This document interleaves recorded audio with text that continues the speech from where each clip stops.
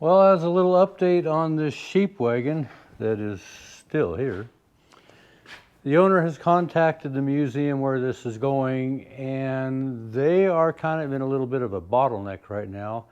They're thinking it could be 2, possibly 3 weeks before they have a spot open up time-wise that they can get this in. So for the time being, it's sitting here, and it's got me kind of bottlenecked as well. I can't get my spreader out, which isn't quite ready, but I need to bring another wagon in, and I'm kind of plugged up. This is a picture of shop constipation. So Tuesdays generally I do things a little outside the shop. The outside projects for Tuesday has been my manure spreader, and the sheep wagon has been my Friday in shop.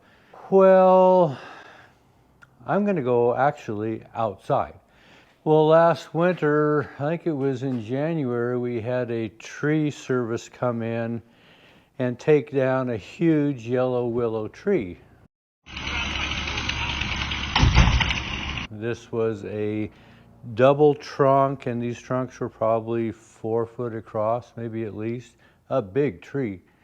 Well, I had them just lay it down, and then I took my bobcat and I moved it all to the back. Well, I would like to get that cut up because we're down to maybe the last 3 or 4 weeks of warm weather before typically we're due for snow.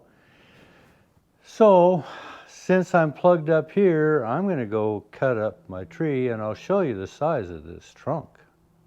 Well, this is the stump hiding underneath all this brush that got left from this big old yellow willow tree.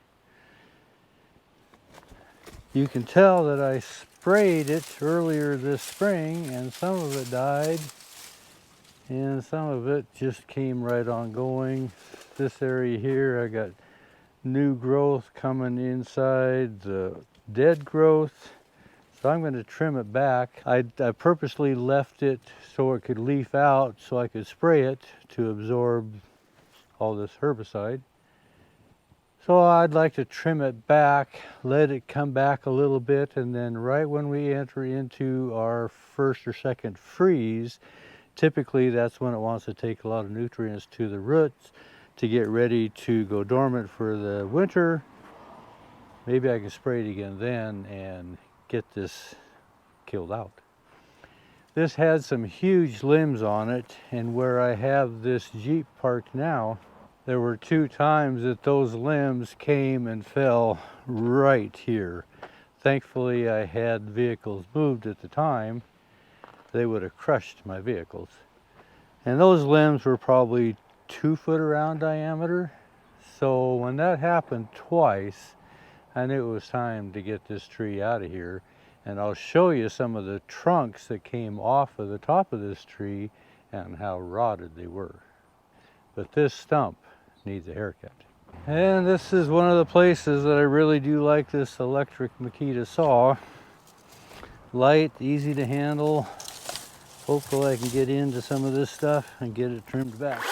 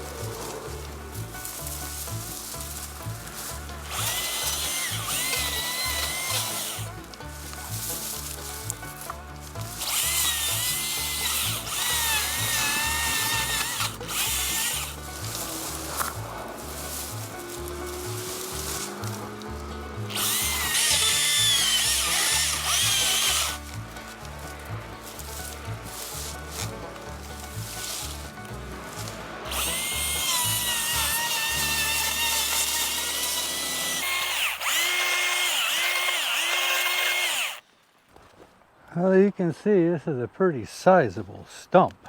Well, if I'm 6 foot, this thing is over 5 foot tall, 5.5 feet tall.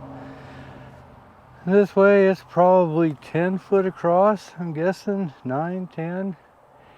And when it gets up to here, it's split into 2 trunks. And I dug out about 2 foot of dirt from around this that had gathered over all the years and brought it from this area here down to where it's at now. And it has these huge trunk legs coming out into the root system, kind of all around it. This one here is really huge. So I'm not really sure how I'm going to get it out of here. So initially there was a third leg that came right out of this area here. So it had 3 main trunks.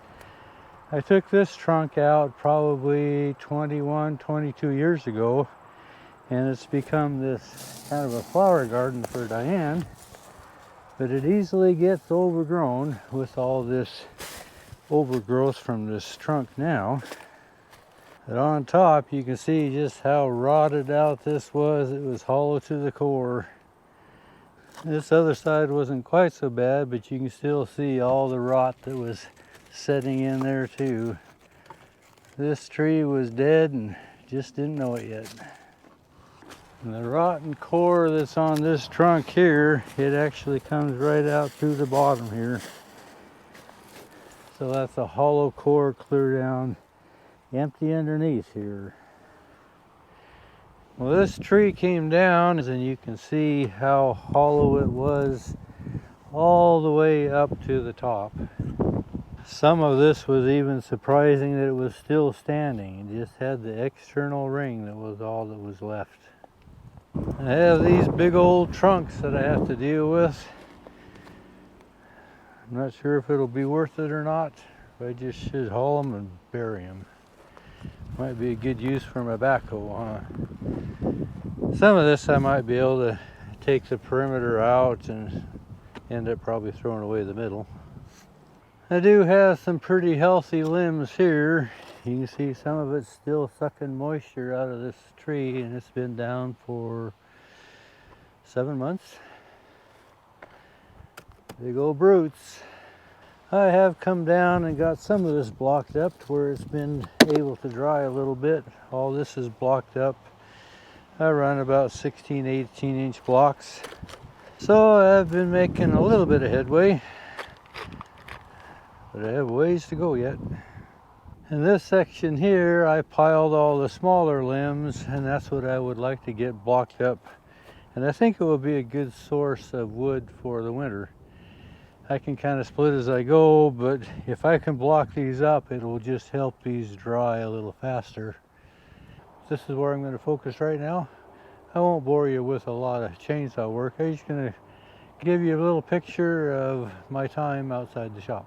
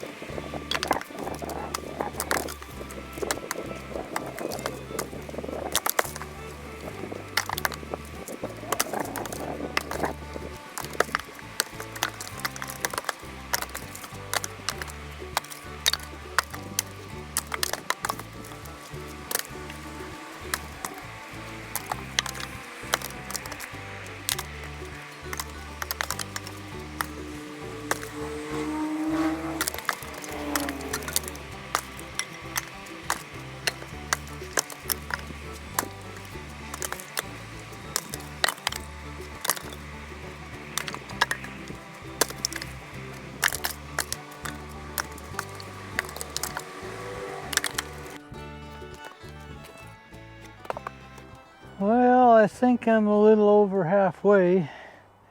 I got about 3 hours into it, so I got a little more to go.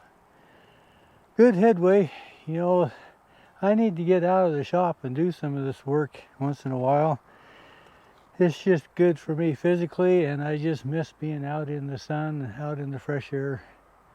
Haven't been able to do that much this summer. Been working on these 2 projects. Anyway, stay active, be healthy. Appreciate you coming along. Thanks for watching.